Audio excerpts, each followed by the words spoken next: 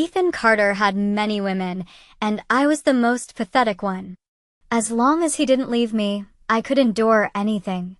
Ethan occasionally asked me, "Lila, what do you really want from me?" I said, "Your face." Ethan just laughed. But I meant it. Your face, it looks so much like his. 2 months into our relationship, Ethan broke up with me. The reason? I wouldn't let him touch me. I hung up the phone and went to find him at a bar at 1 a.m. during a blizzard. He was sitting among a group of friends playing cards, with a few cocktail waitresses beside him. When Ethan saw me walk in wrapped in a parka, he smirked. "Well, if it isn't the virtuous Miss Davis. What brings you to a dive like this? Need something?" Staring at his face through the dim light, all my anger and emptiness vanished instantly. "I don't want to break up." Ethan laughed as if I'd told a joke. "Don't want to break up? Fine. Go book a room upstairs." The crowd snickered, eager for a show. I stood still, just staring at him.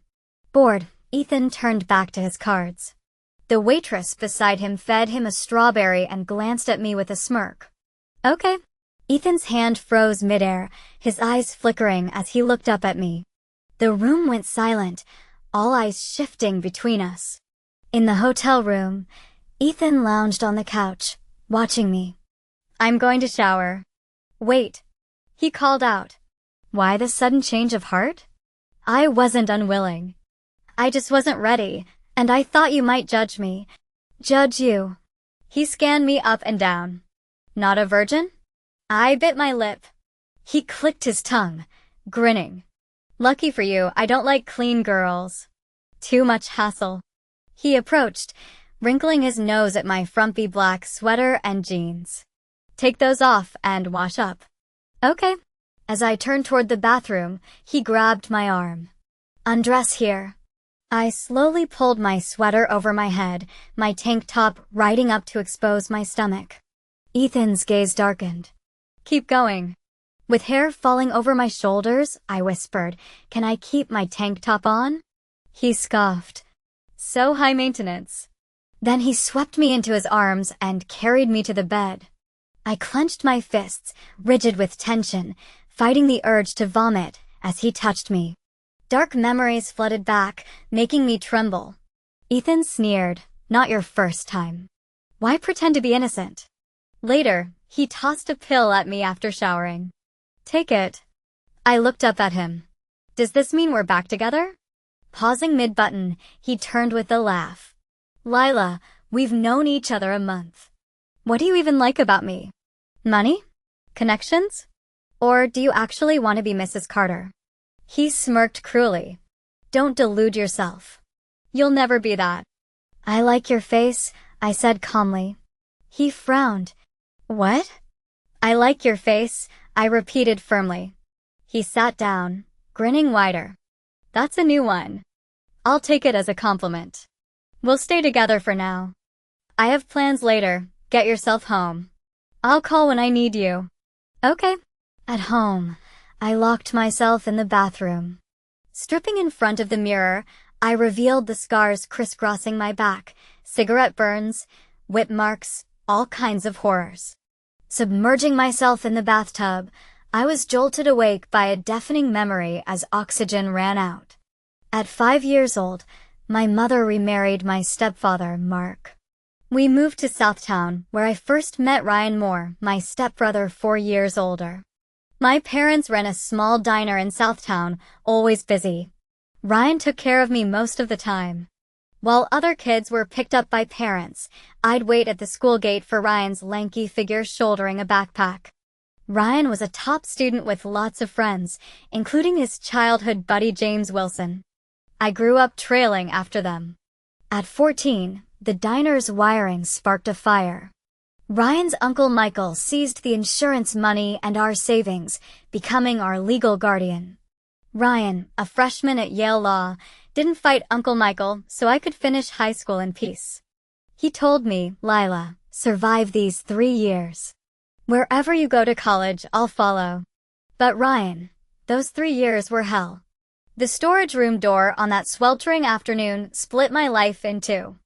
I can never forget those filthy hands on me, the disgusting sounds that man made, or Ryan's bloodshot eyes when he saw the blood on my skirt, how he carried me screaming to the hospital. Law is just the minimum of morality, he said. This punishment is too light. I can't accept it. That was the last time I saw Ryan. Later, the police told me the Moores had died in a fire, horrible deaths. Ryan had sacrificed everything for my justice. What a fool. Why did he do it? Their worthless lives could never compare to yours. Ethan had a revolving door of women, and I realized he was nothing like Ryan, except for that face. He called my meatloaf disgusting, my gifts tacky. In a year together, I saw women sit on his lap, watched him fight over others. Once, he made me deliver condoms to his hotel while I had a 104 degrees Fahrenheit fever, and he called me slow. Recently, he'd been obsessed with Bella, a young model, barely sparing me a thought. With graduation approaching and bar exam prep, I almost forgot about him. On my birthday, I ran into James outside Yale. He held up a cupcake, ruffling my hair like old times. Happy birthday, Lila. For a moment, I heard a familiar voice in my head. Happy birthday, Lila. That's how he'd ruffle my hair every year, eyes crinkling with a smile. I grew up trailing after Ryan and James. James didn't look like Ryan at all, yet his every word, every gesture, held echoes of him. After Ryan died, James stayed by my side for 8 years. I doubt I'd be alive without him. The first snow of the year fell in New York. I was waiting for the subway after my shift when Ethan called, ordering me to be at Lucent Lounge in West Side within 30 minutes. I rushed over, bursting into the private room just in time. The first thing I saw was Ethan with a girl glued to his side. So this was Bella. She looked my age, vaguely familiar. The others in the room were strangers. They erupted in laughter when they saw me enter breathless in my parka, snow melting in my hair. I thought Ethan was joking. She actually came when called? Who's surprised? Miss Davis's pathetic devotion is legendary in our circle. She can't be driven away, even when he makes her deliver condoms at midnight during a fever. What commitment? Ha ha ha. I stood there like a mannequin, snow water dripping from my hair as they jeered. Ethan stared at me with dark eyes, then laughed coldly. Want a demo? Let me show you. As the crowd watched, he lazily draped an arm around Bella and snapped, "You know the fountain at the entrance?" "Yes." He shook Bella's wrist. She threw my ring in there when she was mad. Go fish it out. The blizzard outside was as brutal as the night I'd gone to that bar for Ethan. At minus 20 degrees Fahrenheit, even with heating rods, the fountain water was icy enough to burn. The moment I stepped in, cold seeped through my boots and jeans. At midnight, I shone my phone light, rolling up my sleeves to search. The ring was tiny, lost in the reflection. Snow clung to my hair, eyebrows, lashes, turning them to ice. My body went from numbing cold to a strange, feverish heat. Glancing up at Lucent's grand entrance, I suddenly thought, this is enough. Ethan wasn't even worthy to be Ryan's stand-in. I tried to leave, but my legs had gone rigid. Just then, a familiar black sedan pulled up. Lila? James stepped out in a business coat, striding over with 2 colleagues. Lucent was a high-end venue. No surprise James had business here as he expanded his Southtown operations to New York. I tried to walk, but my knees gave way, dropping me into the water. James sighed, then stepped into the fountain himself, ignoring his stunned associates. He lifted me out easily, draping his coat over me. Looking for something? No. Just then, I saw Bella on Ethan's arm, exiting the lounge to check on my progress. James followed my gaze, his face hardening. That's your boyfriend? I looked down, silent.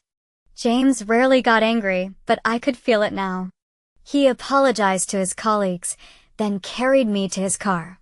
Inside, the heat was stifling. James leaned over to fasten my seatbelt, his eyes bright in the dim light. Lila, you can reject me, date others, but not him. He's not Ryan. I burrowed into James' coat, voice hoarse. I know. But after 8 years. I'm scared to forget his face. I need to remember. Remember who he died for. Pain flickered in James' eyes. His hand, meant to stroke my hair, froze midair. Do you think Ryan would regret what he did if he saw how you're living? I spiked a fever that night, my depression flaring. James took me to his place. Once stable, he had to travel for work. He'd already delayed too much for me. Before leaving, he warned me not to seek Ethan, per the doctor's orders about stress. After he left, I went home for my bar exam books. Mid-packing, someone knocked Ethan, reeking of whiskey. He shoved past me, pinning me against the entryway cabinet. Who am I? I turned away from the stench. Get off me. He smirked, clamping my chin to force eye contact. Look at the face you love and tell me, who am I? His usual laziness was gone, replaced by manic rage. I knew he'd figured it out. Sorry. That word ignited his fury. His hand slid to my throat, squeezing. So your devotion was never about me? You like my face because I look like Ryan more. No wonder you never called my name. Those ugly clothes, were you trying to disgust me? Lila Davis, using me as a murderer's replacement. Did you think there'd be no consequences? He dragged me by the hair, slamming me into the cabinet. Glass shattered above me, blood trickling from my scalp. The pain triggered a memory, high school, a back alley, Tyler Moore and his goons cornering me. Tyler's birthday, you're coming to dinner, he'd said, dragging me back when I tried to run. A slap to my face, my head hitting concrete, just like now. Trauma surged back, draining the blood from my limbs. Ethan half carried, half threw me onto the bed. The door slammed like a gunshot, dragging me deeper into the past. In the dim light, he bound my wrists with a belt and blindfolded me. There was no chance to resist his sheer strength. He pinned me down, his hands sliding under my shirt. The stench of his breath made me gag. The darkness and helplessness were overwhelming. My heart raced, and I heard phantom cicadas chirping like that sweltering afternoon. Michael Moore had clamped my mouth shut, pressing me onto the moldy storage room floor. I kicked and bit, but his laughter turned uglier. Lila, Uncle likes you. I saw those videos Tyler took on his birthday. Since you gave it to him, why not me? I'll take care of you. You wouldn't want Ryan to see those clips, would you? Shh, don't cry. Then I saw Ryan at 20 bleeding, standing in flames.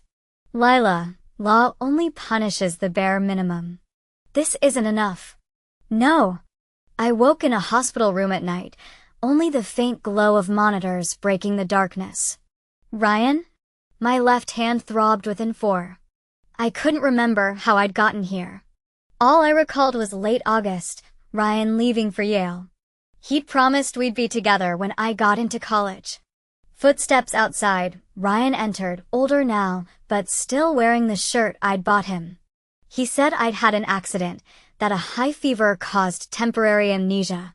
You're 24 now. 8 years have passed since you were 16. I hooked my finger in his, smiling. So, what are we now? He froze, avoiding my gaze. I teased, with this face, I must have had tons of Yale suitors. Did my big brother vet them? His jaw tightened, making me uneasy. Tell me. I tugged his hand. He looked down, lacing our fingers together. Fiancé, he said. You're my fiancé, Lila. As winter approached, I was discharged. Ryan had become wealthy, his penthouse was massive, in the best neighborhood. He showered me with gifts I didn't want. When I begged for his meatloaf, he hesitated. It was overcooked, greasy, sickeningly sweet. Is it? Okay, he asked, frowning. I lied, delicious. With year-end deadlines, he worked late often. At night, I'd study the scars on my back in the mirror. Ryan said they were from a campus accident. In the hospital, I'd noticed not just cuts but intimate marks. Yet he never touched me. When I tried to kiss him, he flinched like I'd burned him. His eyes held something complicated, guilt, pity. He was kind, but not the Ryan I remembered. I felt him guarding me, hiding something. The next day, while he brought in a wedding dress designer, I found files in his study, my medical records, a redacted homicide case. My chart listed high fever, concussion, lacerations, bite marks.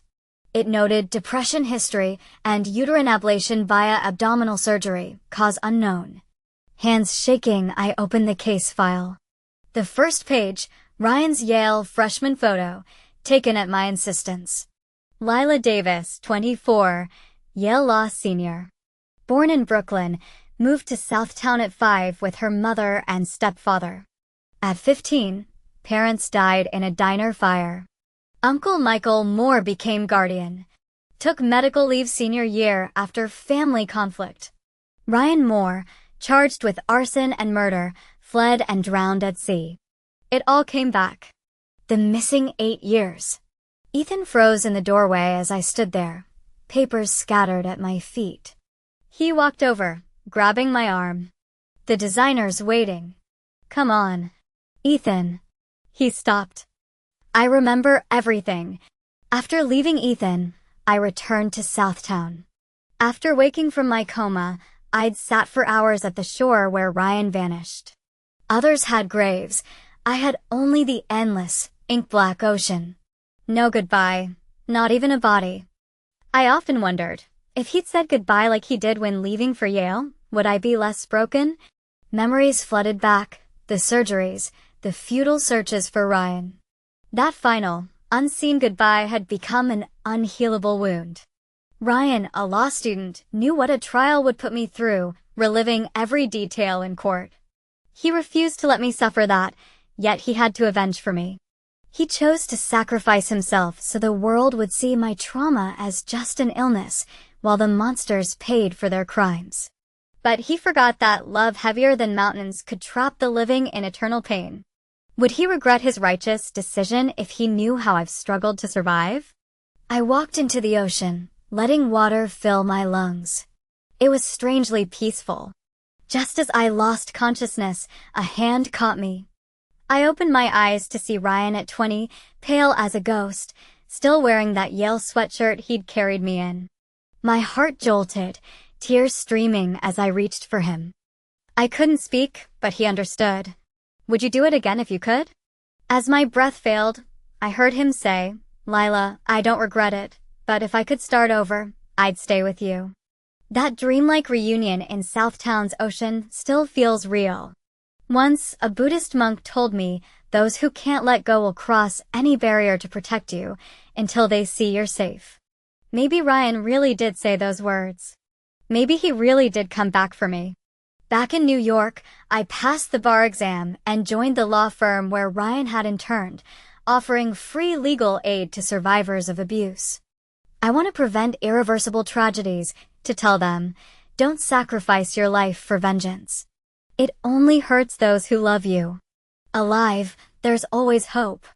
Outlive your abusers. Thrive so brightly they can't stand it. Karma will find them. At 34, James married a college junior who'd loved him secretly for years. It was a small wedding, she was pregnant, and they wanted to keep it simple. I was happy for them. Though the baby was unplanned, it was a fresh start. Ryan's death hadn't just trapped me, it had chained James too. To me, he's a brother's friend, a savior, family. To him, maybe it's complicated love, duty, or habit. But after all these years, seeing him happy is my happiness too. James' daughter, Sophia, adores me. Once, when they were away, I picked her up from school. While I cooked, she read poetry in the living room. The wilderness is desolate, no living soul in sight. Goo, goo. God, Mom, what's this word? I knelt to look. It's lone chick. A lonely baby bird. She sighed dramatically. The lone chick chirps on the tree as scattered birds fly far. This bird has no family, does it? It must miss its mom. How will it survive? I smiled, stroking her hair. Hard times don't last. Chicks grow, lone birds find flocks. Different people will walk with you in every stage of life, and those who leave, they stay with you in their own way. As long as you remember them, they live on. Ethan's side story. I'm Ethan Carter, the bastard son of the Carters. As a kid, I craved a father, but all I had was my mother. Then she traded me to the Carters for money right when I needed her most. From what I remember, my father's bed was never empty. Those women smiled for his checks, grinned wider for their settlements. I learned early, no one stays forever. But recently, I met this girl. The first time she saw me, she looked spellbound. Said she loved my face, wanted to stay with me. I didn't believe her at first, but when she showed up at my bar in a blizzard, booked a room, and waited, I felt happy, like finding something I'd lost. But the more we hung out, the more I wondered if she even liked him. I kept other women around, but with her, I tried to keep things respectful. Then one day, I realized she didn't care when I got close to others. I tested her, had girls sit on my lap, pretended to fight over them, even made her bring condoms to my hotel. She showed up with a whole bag, said she wasn't sure which I liked. After that, I ignored her for weeks. Before, she'd wait outside my office if we missed 2 days.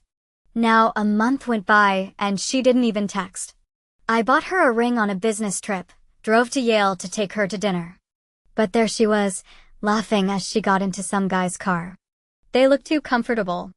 That night at dinner, Bella saw the ring on the bar and asked if she could have it. Drunk, I tossed it at her. But the next day at Lucent, seeing it on her finger?